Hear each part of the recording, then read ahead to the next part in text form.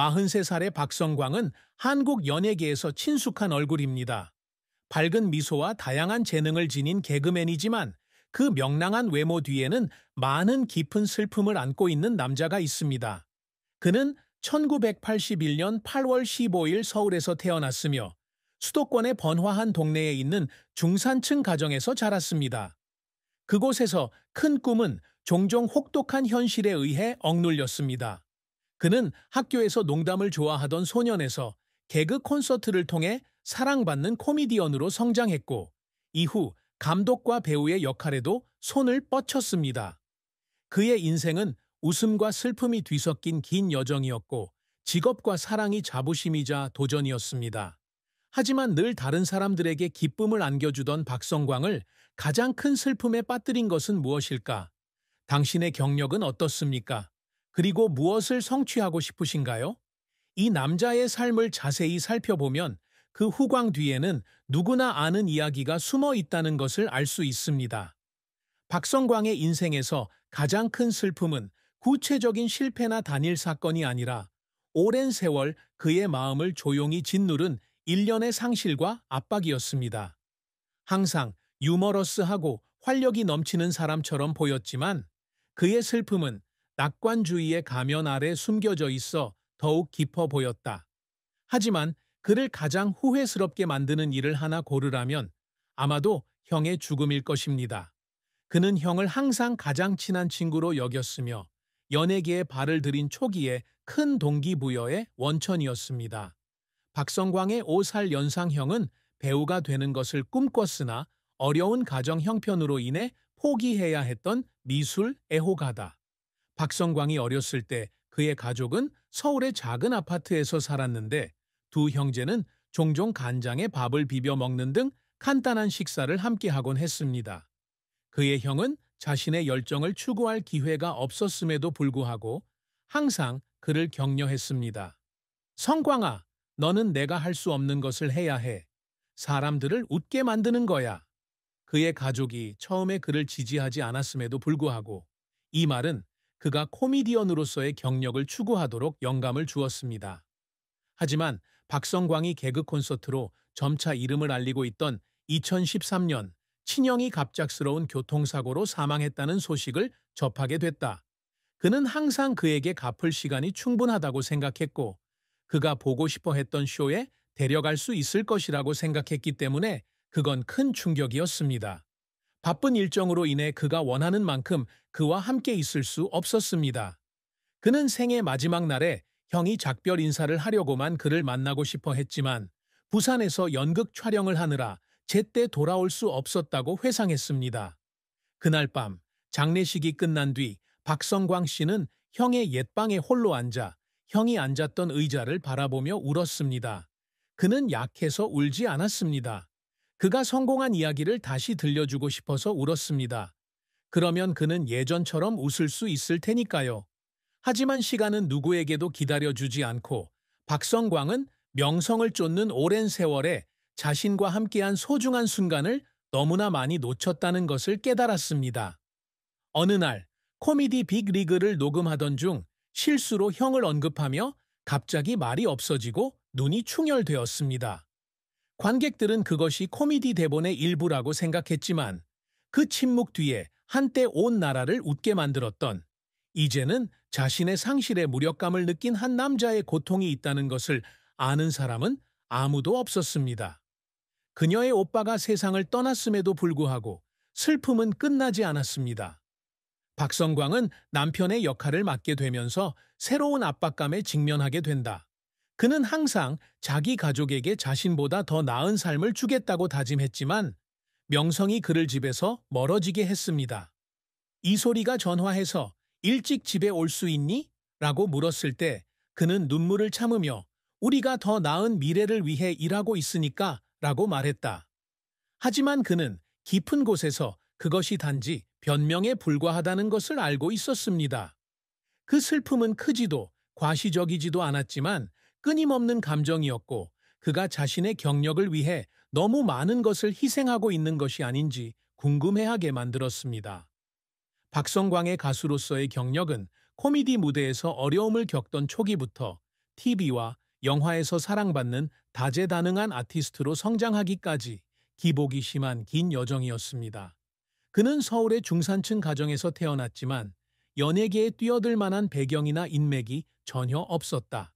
하지만 그에게는 누구도 빼앗을 수 없는 것이 하나 있었습니다. 바로 타고난 유머 감각과 불타는 열정이었습니다. 그는 어린 시절부터 친구들을 웃게 만드는 것을 좋아했고 학교에서 작은 공연에 자주 참여하기도 했지만 항상 환영받는 것은 아니었습니다. 고등학교를 졸업한 후 그는 코미디언의 길을 직업으로 삼아 여러 오디션에 참가한 끝에 2007년 KBS 개그 콘서트에 캐스팅됐다.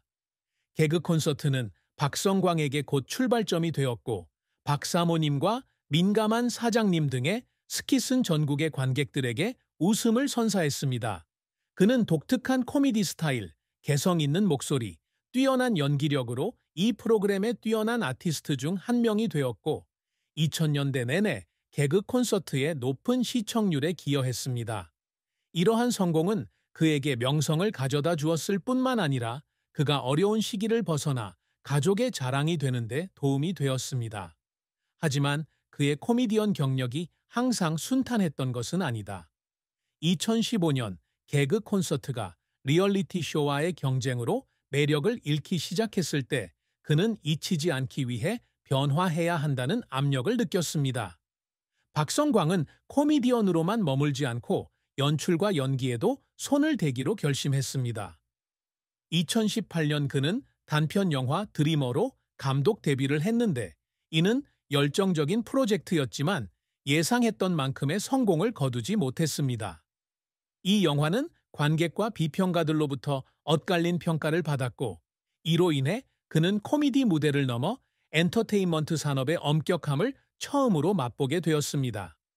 그는 드리머에 대한 부정적인 댓글을 읽은 후 사무실에 혼자 앉아 울었다고 말한 적이 있습니다.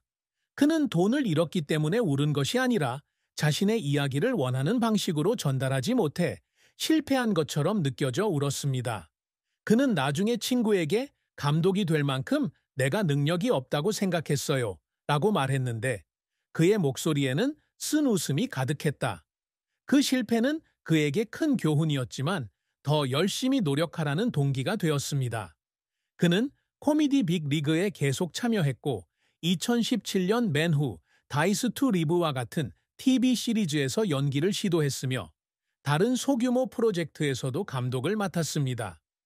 2020년에는 코미디 영화 웅남이를 개봉해 감독으로서의 큰 진전을 이루었고 큰 인기를 끌지는 못했지만 관객들의 주목을 받았다. 그는 새벽까지 일한 날도 있었고 차에 혼자 앉아 지쳐 울기도 했지만 그럴 때마다 지금 그만둘 수 없어 라고 스스로에게 말했습니다.